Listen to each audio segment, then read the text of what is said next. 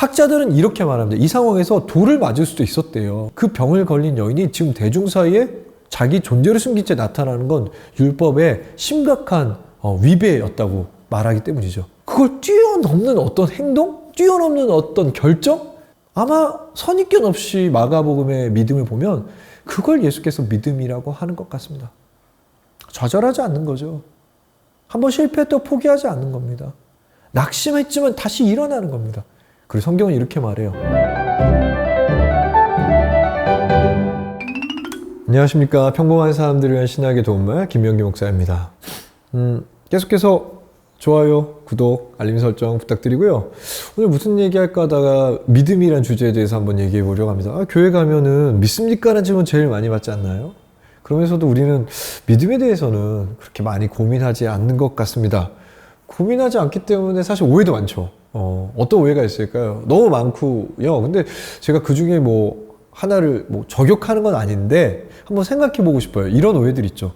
저도 오래전까지도 사형리라는 CCC에서 사용하는 전도 방법으로 전도했던 적이 있거든요. 그런데 그 중에서 3번이 조금 어느 순간 어려워졌다고 해야 되나? 무슨 얘기냐면 예수님을 영접하고 나서 이 3번 영리, 3번 법칙이 있어서 믿고 나서 당신의 감정이 어떻습니까? 물어보는데 감정이 없을 수 있다고 말하거든요.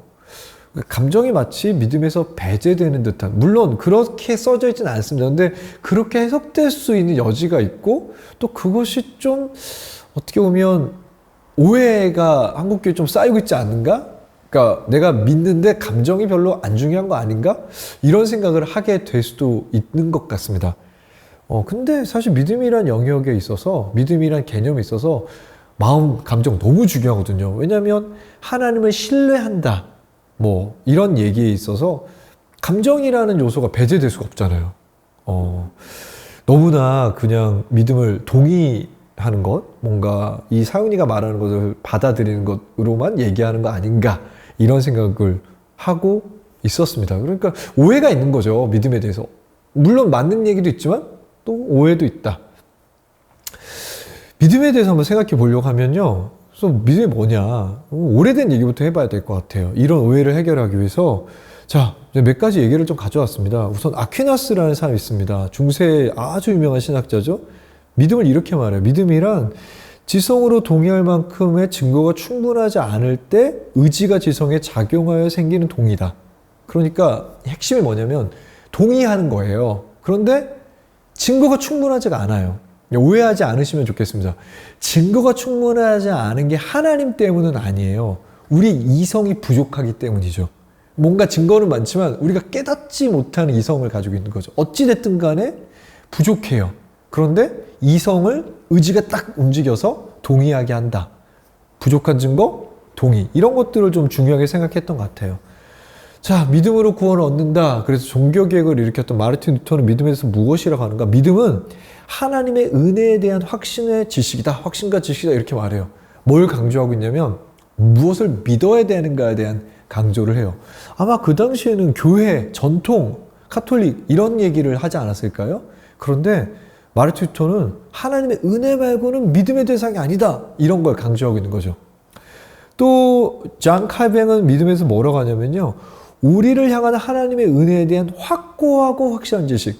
하나님의 은혜라는 건 동일한데 확실하고 확고해야 된다. 우리의 마음 상태에 대한 강조가 좀 있는 것 같아요. 자, 이런 얘기들이 있고요. 그럼 최근에 은혜, 믿음에 대해서는 무슨 얘기가 있는가? 펄 틸레이라는 사람이 있습니다. 20세기 아주 유명한 신학자죠. 이 사람은 믿음을 이렇게 말해요. 궁극의 관심이다. 이 사람이 했던 놀라운 일이 하나 있습니다. 무슨 일을 한 거냐면, 그러니까 믿음이 없는 사람이 없다고 말한 거죠. 그러니까 여러분 친구 중에 믿지 않고 사는 사람은 없는 거죠. 궁극의 관심을 가지고 살아가니까요. 궁극의 관심이라고 얘기하는 건 뭐냐면요. 이 사람이 뭘 믿으면요. 그게 365일 24시간 내 삶을 다 통제한다고 얘기하는 거죠. 그게 매우 중요한 거라고 생각하거든요. 대표적인 예를 성공을 듭니다. 성공을 믿는 거죠. 성공의 궁극적인 최종에 대한 관심이 있죠. 그러니까 성공이란 가치가 내 삶과 내 가정과 내 직장 생활 모든 걸 컨트롤하기 시작할 수 있는 거예요. 무슨 말인지 아시겠죠? 그런데 여기서 끝나지 않고 폴 틸리는 이런 얘기를 해요. 그렇기 때문에 그게 궁극적 관심의 대상이 될 수 있는지 확인해야 된다. 궁극의 관심이기 때문에 영원한지 확인해 보라고 합니다.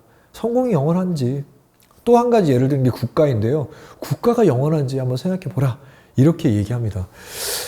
자, 이렇게 믿음에 대해서 얘기했는데요. 제가 말씀드리는 거 믿음에 대해서 한두 번 얘기할 게 아니라 다 잊어버리셔도 되는데 중요한 거 한 가지만 기억해 봅시다. 믿음에 대한 정의가 여러 가지더라. 여기 위에 보면 우리 저랑 같이 일하는 친구가 링크 하나를 해줄 텐데요. 십자가에서도 똑같은 얘기를 했거든요. 십자가에 대한 해석이 어떻게 하나가 될 수 있겠습니까? 믿음이라는 것도 한 가지 해석을 가질 수는 없죠. 그러니까 우리가 기억해야 될 중요한 얘기는요. 믿음에 대한 해석도 너무 많다는 거예요. 그런데 저는 그 중에서 아주 여러분들이 지금 좀 생각해 볼 만한 믿음에 대한 정의를 하나 가져왔습니다. 그래서 제가 마가복음을 가져왔는데요. 마가복음이라는 책을 가져온 이유가 이렇습니다. 예수님에 대해 첫 번째로 기록한 책이죠. 그리고 이 책은 누가 봐도 예수님이 주제고 두 번째 주제가 제자도라고 학자들 대부분이 동의하는 얘기를 하고 있습니다. 그러니까 제자도, 제자라는 것은 누구고 제자는 어떤 삶을 살아야 되는가 이런 얘기를 해요. 그런데 제자라는 단어가요. 마지막 16장에 보면 믿는 자, 신자, the believer로 바뀌어 버려요. 그러니까 어떻게 보면 믿음이라는 거 대단히 중요하다고 말하는 책이 마가복음이라고 생각할 수 있죠. 자, 좀 더 구체적으로 생각해 볼까요? 얼마나 중요하냐면 1장 15절에 하나님 나라를 믿고 회개해라. 보통 다른 복음서는 이렇게 되거든요. 하나님 나라가 왔으니 회개해라 라고 되어 있는데 마가복음 1장 15절은요. 하나님 나라가 왔으니 회개하고 복음을 믿어라. 이 믿음이라는 얘기가 맨 처음부터 나와요. 또 9장 19절에 보면 제자들을 질책하는데 믿음이 없는 세대여 내가 너희를 언제까지 기다려야 되느냐 이렇게 꾸중하고 질책하세요. 그리고 아까 전에 방금 전에 말씀드린 것처럼 16장 17절에 보면 마지막에 믿는 자를 파송했다고 되어 있거든요. 자, 그럼 정리해 볼까요? 제자를 부르시죠. 믿는 자를 부르시죠. 제자들을 꾸중하시죠. 믿음이 없어서요. 마지막에 제자를 파송하시는데 그것도 믿는 자를 파송한다고 얘기합니다. 그러면 마가복음은 이렇게 믿음이 되게 중요한데 도대체 마가복음에서 말하는 믿음이 뭐냐? 사실은 똑같은 얘기가 마가복음에 정말 많이 나와요. 그런데 대표적인 얘기 두 개, 확실하게 드러난 얘기 두 개를 한번 가져봤습니다. 그게 마가복음 5장에 있는 12회 혈루증 앓은 여인 얘기, 마가복음 10장에 바디메오, 앞을 보지 못했던 바디메오라는 사람의 이야기입니다. 이 두 사람은 동일하게 믿음의 칭찬을 받아요. 어떻게 칭찬하시냐면 너의 믿음이 너를 구했다. 너의 믿음이 너를 구원했다. 너의 믿음이 너를 해방했다. 너의 믿음이 너를 구출했다고 똑같은 칭찬을 받아요. 자, 그런데 이 믿음을 통해서 이 여자는요, 병에서 고침을 얻고요. 맹인은 그 뒤에 앞을 보게 되거든요. 그러면 예수께서 칭찬하시는 이 믿음이 뭐냐? 이 두 사람이요, 공통점이 많아요. 어떤 공통점이 있는가? 첫 번째로요, 이 두 사람은 일상을 평범한 사람들과 함께 할 수가 없어요. 왜냐하면 그 당시 이 두 사람 모두 부정하다, 더럽다라고 생각했던 사람들이거든요. 그러니까 사람들과 함께 할 수가 없어요. 이런 공통점이 있습니다. 이런 공통점에서 먼저 마가복음 10장의 바디메오를 좀 살펴보겠습니다. 바디메오는 예수가 지나가는 걸 알아요. 구걸하는 사람이었거든요. 갑자기 예수가 지나간다는 소리를 듣고 보지 못했겠죠? 갑자기 소리를 지릅니다. 나를 불쌍히 여겨 주십시오! 라고 했더니요, 사람들이 조용히 하라고 합니다. 그러니까 장애가 나타나죠. 장애물이 나타나요. 그런데 이 사람은요, 또 크게 소리 질러요. 더 크게 소리 질렀다고 되어 있습니다. 예수여 나를 불쌍히 여겨주십시오. 근데 생각해 보세요. 이 소리를 지르는 사건, 그러니까 남들이 조용히 하라고 하는데 말하는 사건이 사실은 매우 위험합니다. 왜 위험하죠? 직업이 구걸하는 사람이잖아요. 구걸하는 사람은 그 동네 사람들에게 동정을 받아야지 먹고 살아가는 거죠. 근데 그 동네 사람들이 그만하라고 하는데 계속해요. 그러면 예수가 만약 못 고쳐준다면, 맹인의 상태가 지속되고 변화가 없다면 이제 구걸도 못하게 되는 거죠. 남들에게 동정받는 존재가 아닌 거니까요. 그런데 계속 소리를 지르다가 예수가 오러 갑니다. 저는 이 다음 얘기를 우리가 좀 상상해 보면 좋겠어요. 자, 보세요. 성경은 옷을 벗고 뛰어갔다라고 되어 있는데 어떤 상상을 해보면 좋겠냐면 어떻게 예수를 발견했을까라는 얘기죠. 사람들이 손을 잡고 안내했다고 성경은 기록도 안 합니다. 그리고 제가 봤을 때 그건 불가능해요. 왜냐면요, 맹인인 이 사람을 만지는 것 자체가 더럽다고 생각했거든요. 뭔가 종교적인 문제가 있다고 생각했거든요. 그러면 홀로 찾아가야 되는 거거든요. 얼마나 많이 넘어졌을까요?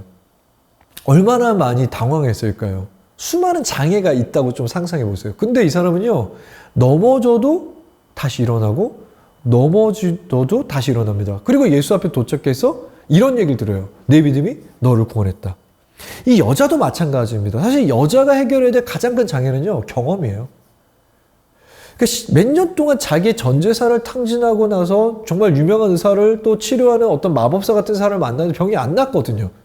그런데 예수가 왔을 때 과연 그 낫고 싶어하는 마음이 있는가? 그게 다시 생길 수 있는가? 근데 여자가 생겼거든요. 그리고 예수 앞에 찾아갑니다. 그런데 문제가 있어요. 사람이 생각보다 너무 많은 거예요. 그런데 이 여자는요, 더럽기 때문에 사람들 앞에 가면 나는 더럽다고 말을 해야 돼요. 그런데 자기를 숨깁니다.